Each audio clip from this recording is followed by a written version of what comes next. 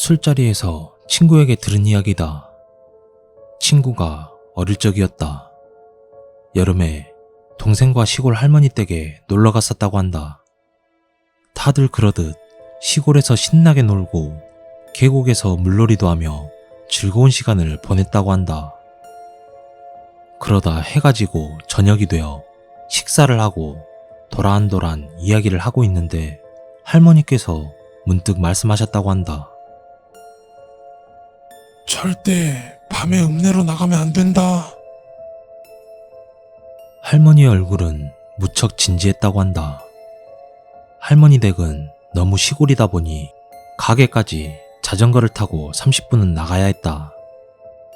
시골길이라 가로등 하나 없어 칠흑같이 깜깜했고 친구는 할머니가 아무 이유 없이 그렇게만 말씀하셔서 조금 이상하다 싶었지만 어둡고 위험해서 그랬나 보다 생각했다고 한다. 너무나도 진지한 할머니의 태도가 조금 무섭기도 했다고. 그렇게 방에 들어가 잘 준비를 하고 있는데 새벽 1시가 될 무렵 갑자기 동생이 아이스크림이 먹고 싶다고 칭얼대기 시작했다. 할머니의 신신당부가 떠오르긴 했지만 기묘하게 친구도 아이스크림이 먹고 싶었다고 한다. 그래서 결국 친구는 동생과 각각 자전거를 타고 읍내로 나가 아이스크림을 사 먹었다고 한다. 다시 집에 돌아가기 위해 자전거를 타고 돌아오는 길이었다. 당시 유행하던 포켓몬 이야기를 하며 앞서거니 뒤서거니 하면서 시골길을 달리고 있었다. 그런데 갑자기 동생이 말을 했다. 형, 저기로 가면 지름길이야. 동생이 가리킨 쪽을 보니 어두컴컴해서 잘 보이지가 않았고 왠지 그쪽으로는 가고 싶지 않았다고 한다. 그냥 왔던 길로 돌아가자. 그렇게 말하고 앞으로 가는데 뒤에 있는 줄만 알았던 동생이 앞에서 자전거를 타고 달려가고 있었다고 한다. 어?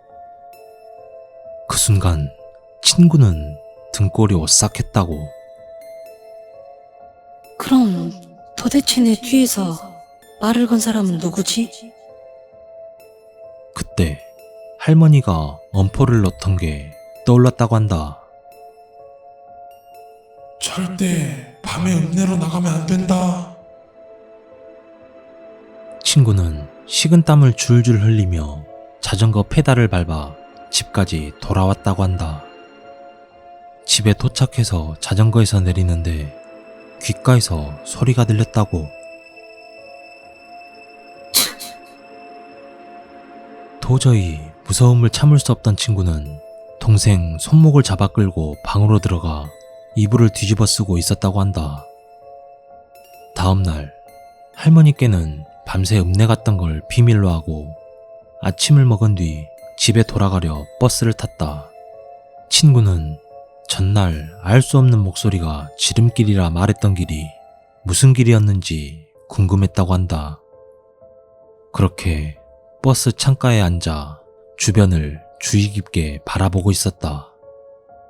그러다 마침내 지름길이라던 그곳까지 다다르게 되었다. 그리고 친구는 아연실색했다고 한다. 그곳은 천길 낭떠러지였다.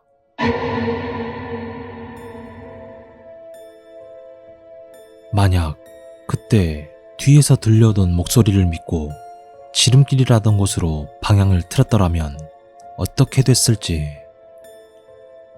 친구는 아직까지도 시골에 내려갈 때면 그 일을 잊을 수가 없다고 한다.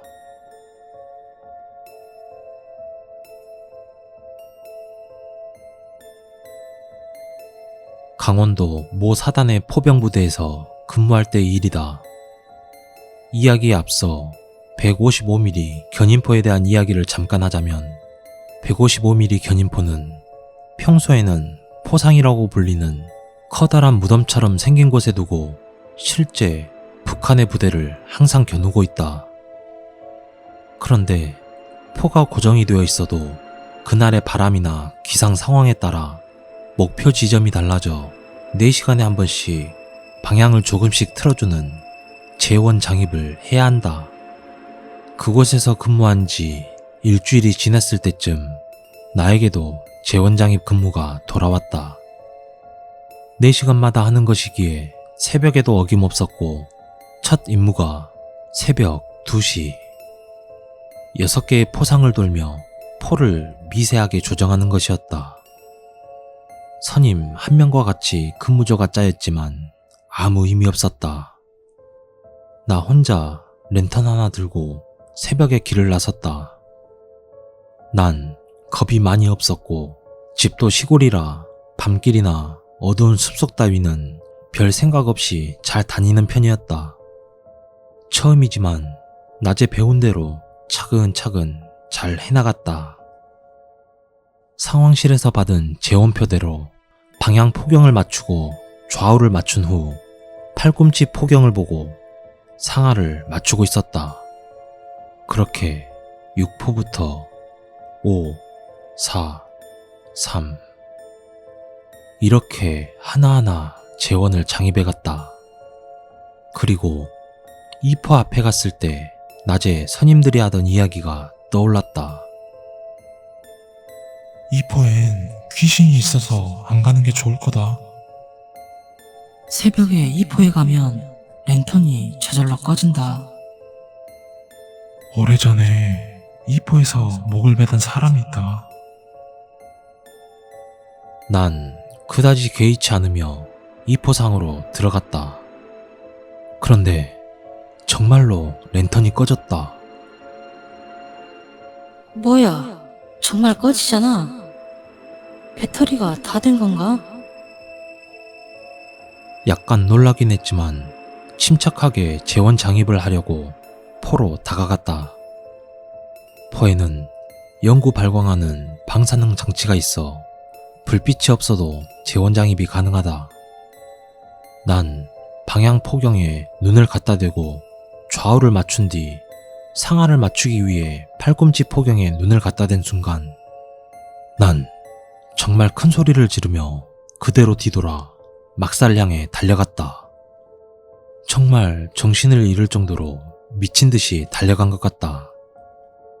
당시 팔꿈치 포경을 들여다보는데 포경의 반대편 포신의 끝에서 목을 매단 사람이 고개를 비틀어 날 똑바로 쳐다보고 있었다. 하얗고 커다란 눈으로 뚫어지게 말이다. 그리고 다음날 들은 이야기인데 부대에선 새벽에 2포 재원 장입은 오랫동안 안 했다고 한다. 너무 이상한 일이 많았고 오래전에 2포에서 귀신을 보고 정신을 놓은 사람이 나와서 신병한테도 그것만은 절대 장난을 치지 않는다고 한다.